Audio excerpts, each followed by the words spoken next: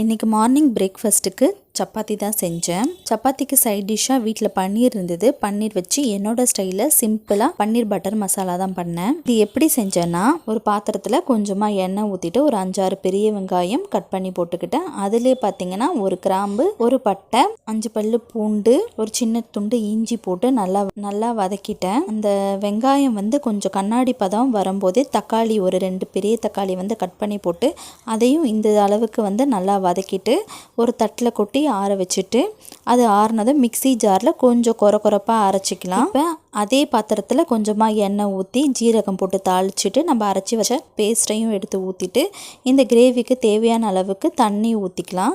இதிலே பார்த்தீங்கன்னா தனி மிளகாய் தூள், கரம் மசாலா தூள், தேவையான அளவு உப்பு போட்டு இது ஒரு 15 மினிட்ஸ் நல்லா கொதிக்கணும். அதுக்கப்புறம் பன்னீர் கடைசியாக போட்டுட்டு அது கூட பார்த்தீங்கன்னா ஒரு துண்டு வெண்ணெய் போட்டுட்டு நல்லா மிக்ஸ் பண்ணி ஒரு 5 மினிட்ஸில் அடுப்பு ஆஃப் பண்ணிட்டா ஒரு சூப்பரான பன்னீர் பட்டர் மசாலா